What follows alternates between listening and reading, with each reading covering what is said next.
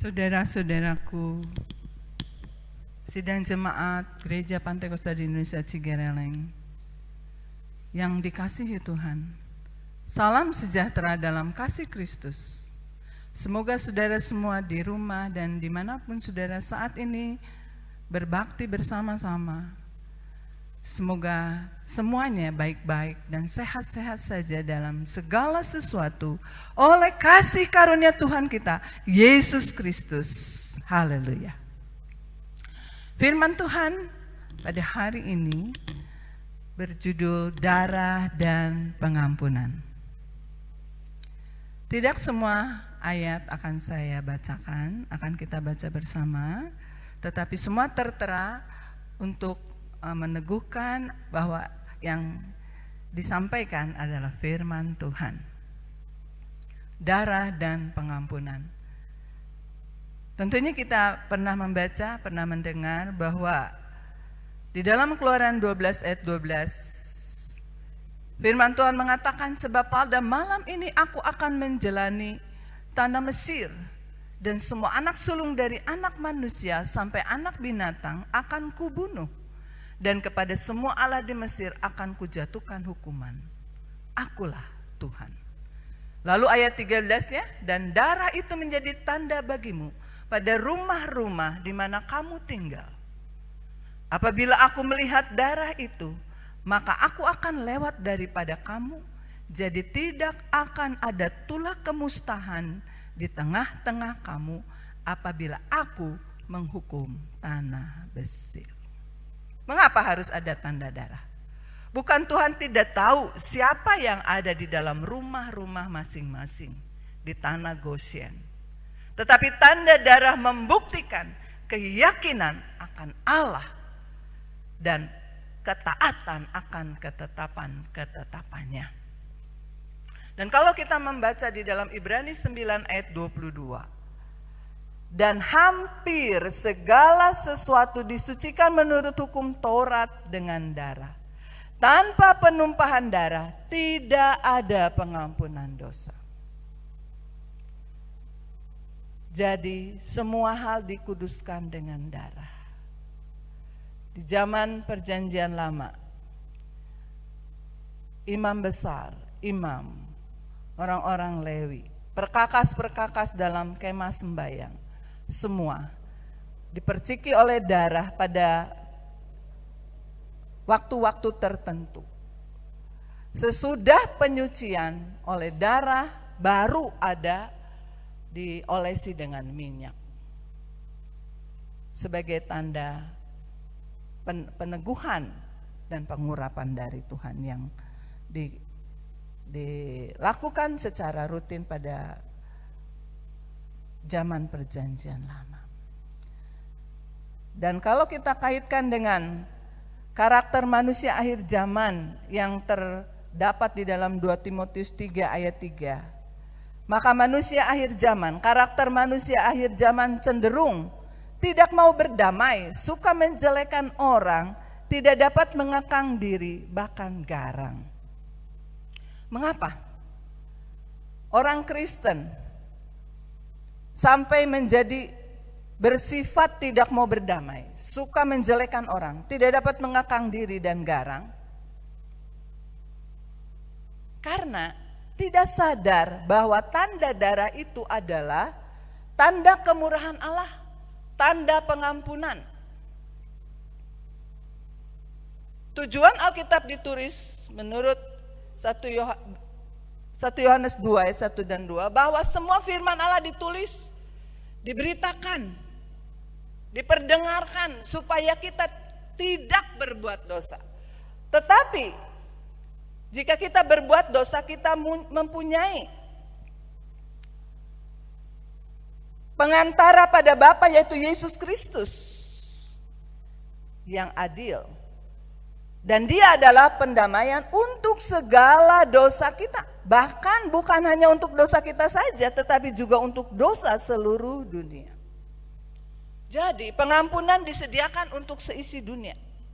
Dan kita yang sudah mendapat pengampunan oleh darah Kristus, Maka di dalam 1 Yohanes 3 ayat 23 ada dua perintah, percaya akan nama Yesus Kristus, dan yang kedua adalah untuk saling mengasihi. Dan salah satu cara untuk mengasihi sesama mulai dengan mendoakan. Mendoakan untuk apa? Mendoakan untuk pengampunan. Kalau kita menanggapi perkataan seseorang atau beberapa orang atau sekumpulan atau banyak orang, dan melihat perlakuan seseorang atau beberapa orang kepada kita atau kepada orang lain, dan menurut saudara itu tidak benar, tidak baik, salah, tetapi kita menanggapinya dengan emosi, dengan hawa nafsu kita, dengan kekuatan manusiawi kita, dengan kekuatan sendiri, maka kita mungkin akan menjadi orang yang suka mengukur, suka menghakimi, dan itu tidak berkenan di hati Tuhan. Hari ini kalau kita membuka contoh seorang yang sifatnya berubah, luar biasa berubah, itu kita bisa lihat, saya tidak akan bacakan ya, sudah bisa lihat sendiri ayat-ayatnya, yaitu seorang yang dipilih oleh Tuhan menjadi pemimpin besar, Musa. Dikatakan oleh firman Allah yang tertera bahwa Musa seorang yang paling lemah lembut di antara orang-orang di muka bumi. Bahkan kalau dicatat di dalam ayat-ayat yang tertera juga, ya tadi kan di bilangan, ya, lalu di Mazmur 106 ayat 23 dicatat di situ bahwa Musa pernah menjadi penengah antara orang Israel yang saat itu akan dimurkai oleh Tuhan karena sudah tidak sabar menunggu Musa turun dari gunung Sinai dan menyembah lembu emas. Tetapi Musa berkata, Tuhan jangan, Tuhan ampuni saja. Dan akhirnya dikatakan di situ, sehingga Tuhan tidak memusnahkan mereka. Satu kali kakak perempuan Musa dan kakak laki-laki atau abang dari Musa, Miriam dan Harun, mengata-ngatai Musa. Memang Musa melakukan sesuatu yang kurang pas, mengambil seorang perempuan Kus. Tetapi Tuhan menjadi murka karena mengata-ngatai hal-hal yang tidak pantas terhadap Musa. Sehingga waktu Harun melihat kakak perempuannya, ternyata Miriam kena kusta. Apakah Musa merasa bersyukur karena hal itu? Tidak. Dia langsung merendahkan diri di hadapan Tuhan. Tuhan, sembuhkanlah kakak perempuanku. Dan akhirnya Tuhan mengambil keputusan. 7 hari saja dia dikucilkan. Dan sesudah 7 hari Miriam bisa balik kembali untuk bergabung dengan seluruh umat Israel. Tetapi kalau kita membaca beberapa bagian, ternyata Musa yang dikatakan oleh Tuhan ini bukan oleh manusia. Bukan dia sendiri berkata dia sangat lemah lembut. Tidak, Tuhan sendiri mengatakannya. Sangat lemah lembut. Tetapi pada akhirnya terjadi perubahan oleh banyaknya tekanan, oleh banyaknya perkataan kebanyakan orang yang komplain dengan keadaan, komplain dengan kesulitan, dengan hal-hal tak terduga yang ditemukan oleh bangsa Israel. Maka kita membaca Musa pernah meninggalkan Firaun dengan marah yang sangat bernyala-nyala. Lalu ketika mana turun, itu pun karena persungutan bangsa Israel, Tuhan memberikan mana, roti dari surga yang mudah untuk dimasak, mudah untuk dikonsumsi, dan mudah untuk mendapatkannya. Musa menjadi marah ketika dia mengetahui begitu banyak yang melanggar peraturan, bahwa untuk hari-hari biasa itu mereka harus mengambil secukupnya supaya tidak Tidak disisakan, habis, supaya tidak berulat dan berbau busuk. Dia marah kepada mereka yang melanggar. Lalu pada waktu yang lain, pada waktu lembu emas dipuja-puja dan dia sendiri pernah sebelum turun dari Gunung Sinai itu dengan membawa 2 loh batu, pernah bernegosiasi dengan Tuhan. Tuhan bilang, nih umatku ini tidak setia, udah tahu banyak perbuatan ajaib tapi tetap mereka memberontak dan melawan. Akan kumusnahkan mereka. Tapi Musa sekali lagi berkata, Tuhan jangan, tolong Tuhan, berbelas kasih. Dan Tuhan tidak, ya sudah. Sekarang akhirnya Musa turun, tetapi dia tidak tahan ketika melihat perbuatan umat Israel yang tidak sesuai firman Tuhan. Umat Allah yang tidak sesuai firman Tuhan memang.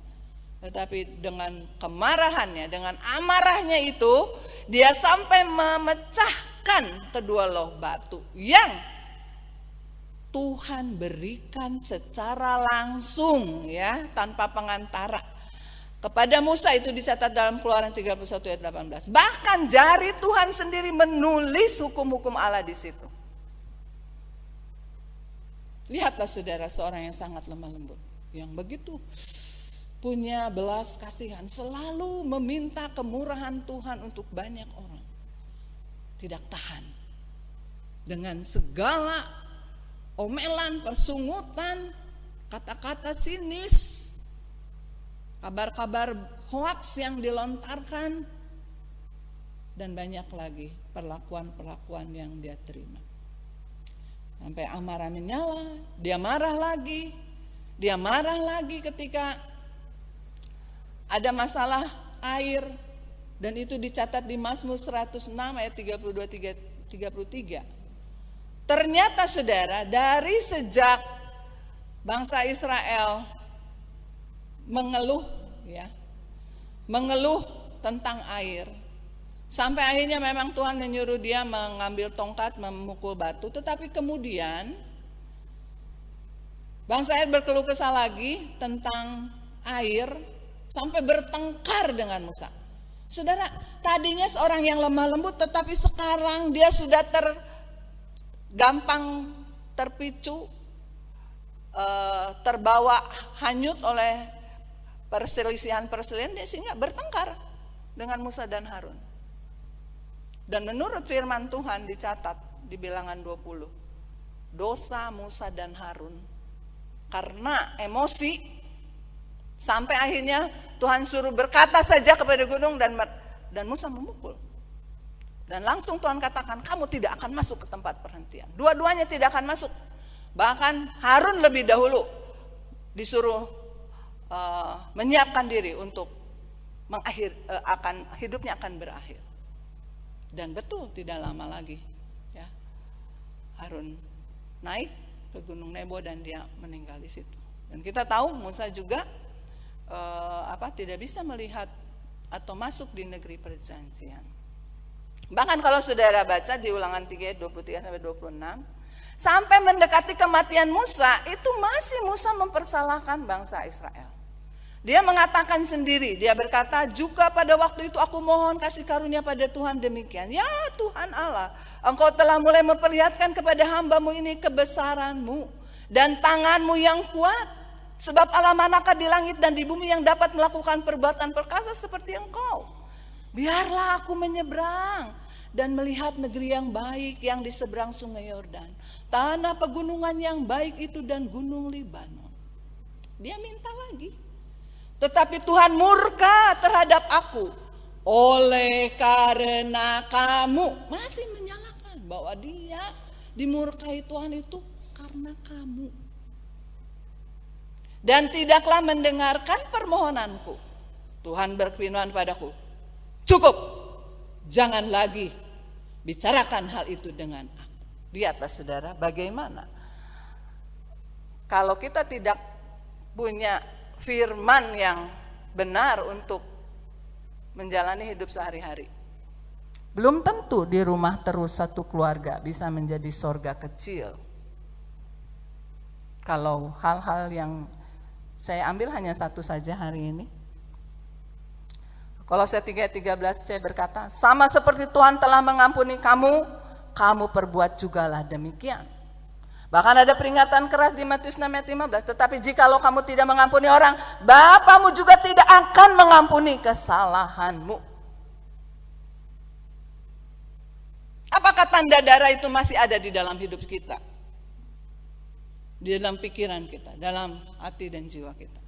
Masih adakah tanda darah Kristus yang dihargai oleh seisi rumah kita? Kalau dihargai, maka kita akan mengingat darah itu sudah mengampuni aku, dan darah itu juga disediakan untuk mengampuni seisi rumah kita. Satu kota, bahkan satu negeri, bahkan seluruh bumi. Sebab di dalam 1 Yohanes tadi dikatakan, Dia pendamaian bukan untuk dosa saya saja, tetapi juga untuk dosa seisi dunia.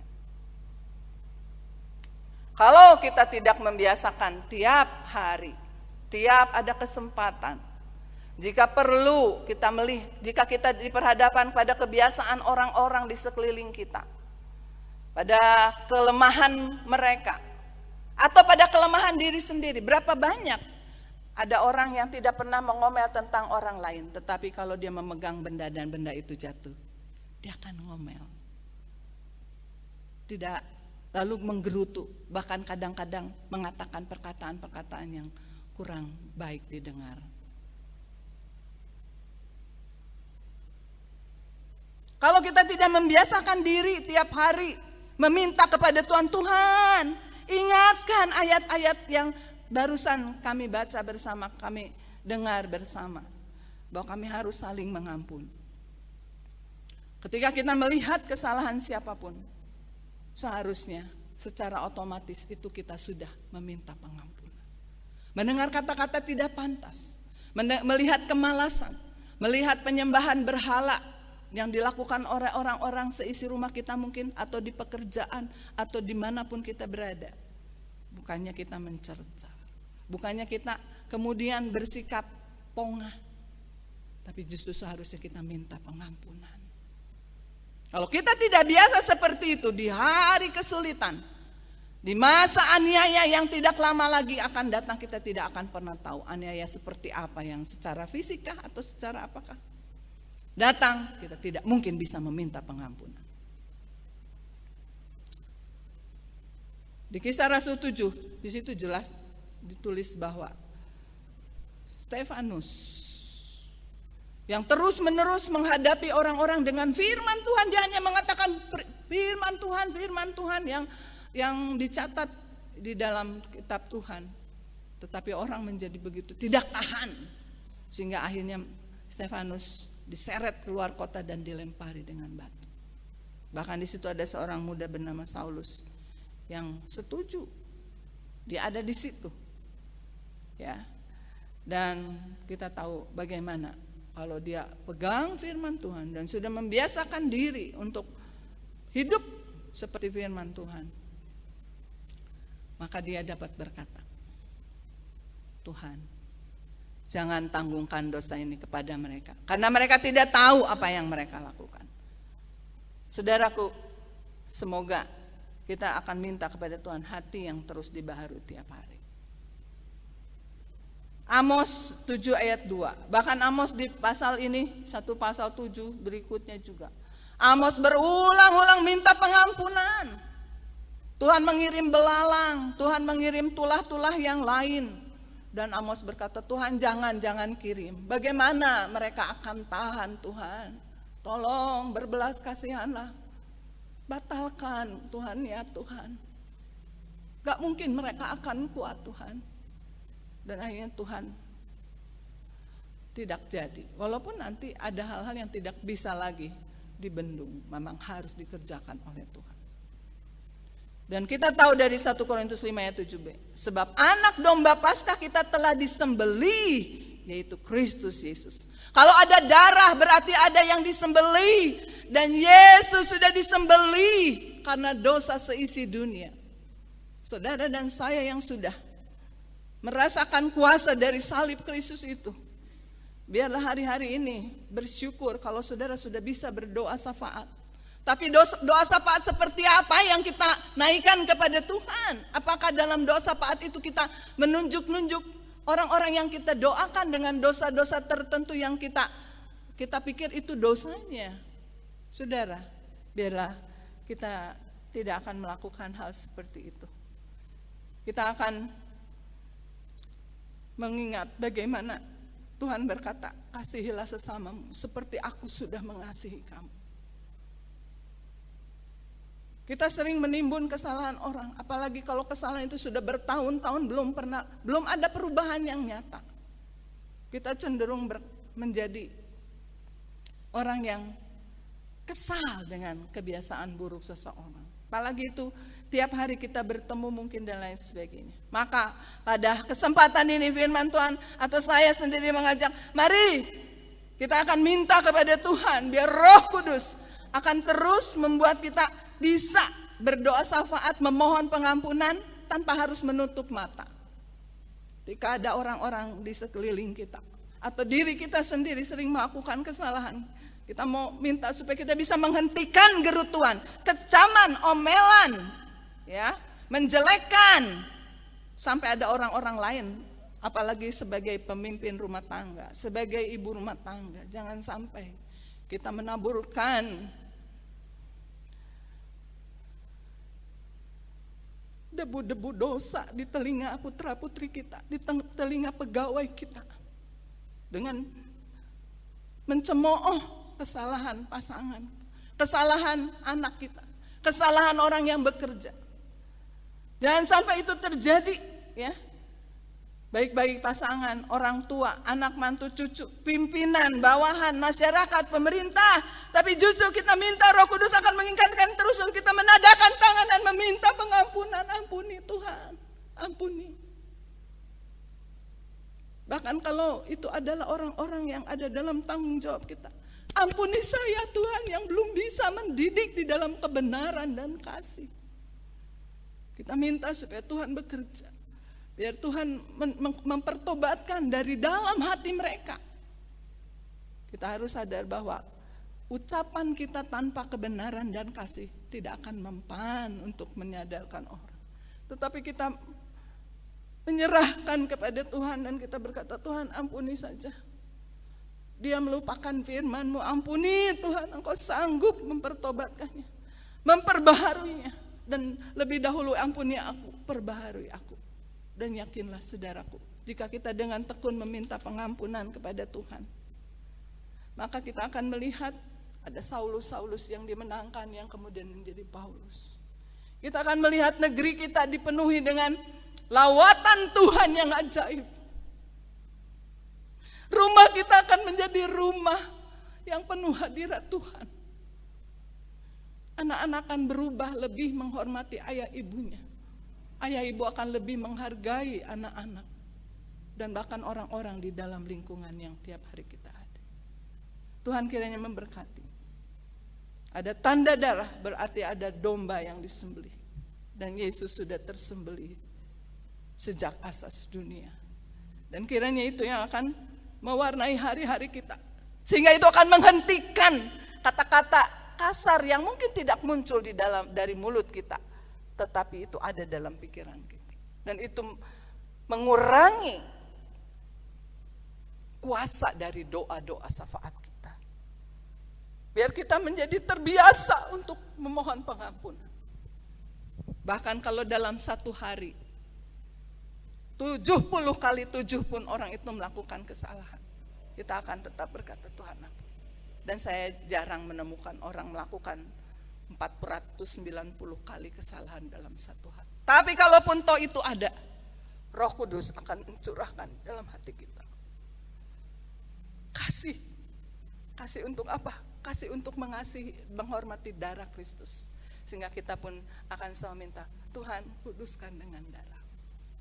Puji Tuhan, itulah firman Allah.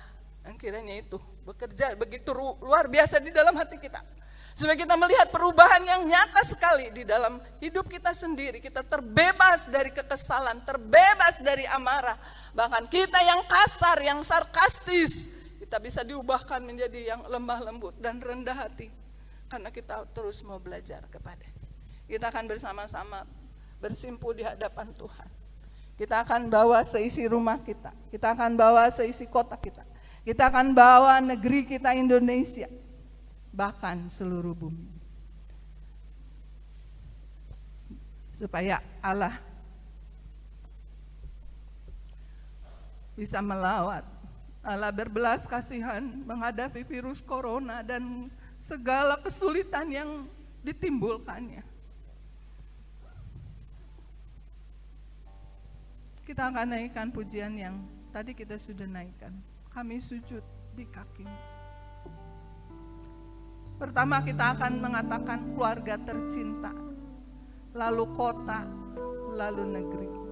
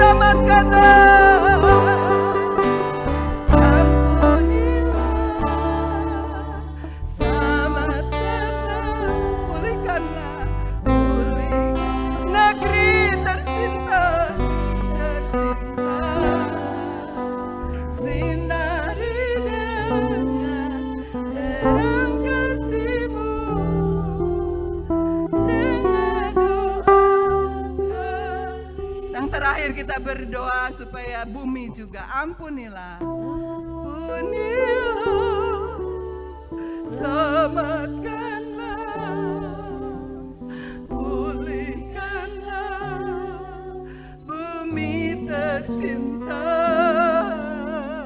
sinari dengan terang kasih-Mu.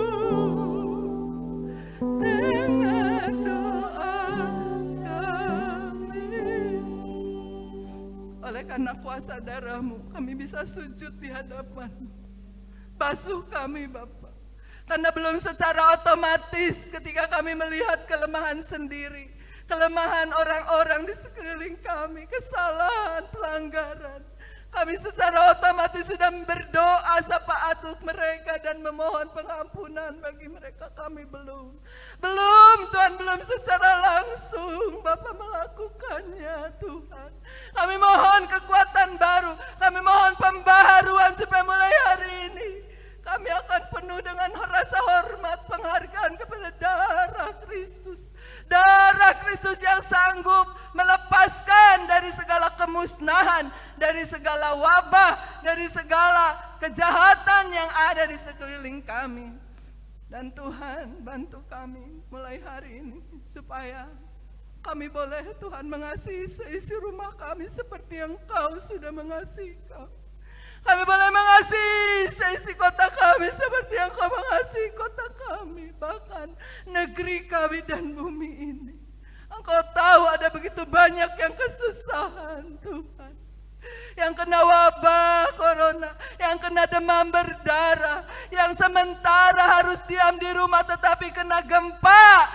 Sementara mereka harus berlindung di rumah, mereka kehilangan rumah karena gempa bumi. Bahkan di luar sana udara dingin yang begitu menakutkan dan mengerikan. Bantu dan tolonglah semua Tuhan. Tuhan yang akan mengokohkan negeri kami, pemerintahan Indonesia Tuhan. Demikian dokter-dokter, para medis Tuhan yang begitu kepayahan Tuhan, membantu, menolong Tuhan para penderita yang terkena wabah corona, demam berdarah dan berbagai macam penyakit. Kami percaya bila Engkau sanggup memberi mereka kekuatan, perlindungan ekstra Tuhan, bahkan mujizat-mujizat yang terjadi Tuhan, yang dapat membuat mereka memuliakan nama-Mu. Terima kasih Bapa. Biarlah Tuhan akan membantu kami melaksanakan firman-Mu, sehingga darah itu tidak terhapus karena Tuhan kekesalan hati kami. Tanda darah itu tetap ada Bapa, dan kami terlindung dari kedahsyatan apapun juga yang terjadi di antara kami. Terima kasih Bapa. Berkati kami semuanya, berkati Tuhan ibadah-ibadah kami yang akan datang, biar kami selalu percaya bahwa Engkau sanggup melakukan segala sesuatu menurut kehendak-Mu. Terima kasih. Di dalam nama Tuhan Yesus Kristus, kita akan selalu tiap hari mempercayai bahwa rahmat Tuhan begitu besar, kasih sayang Yesus tidak berubah, dan kuasa Roh-Nya sanggup memimpin kita kepada seluruh kebenaran dan sanggup mendidik kita di dalam kebenaran, sehingga kebenaran itu akan memerdekakan kita dari segala hal yang tidak berkenan di hadapan Allah. Di dalam nama Tuhan Yesus Kristus. Amin. Puji Tuhan, kiranya saudara sepanjang pekan yang menuju Paskah, saudara boleh membaca bersama-sama tentang penderitaan Kristus di Injil Matius, Markus, Lukas, Yohanes, atau di Yesaya 53 dan di bagian Alkitab yang lain. Tuhan memberkati. Haleluya.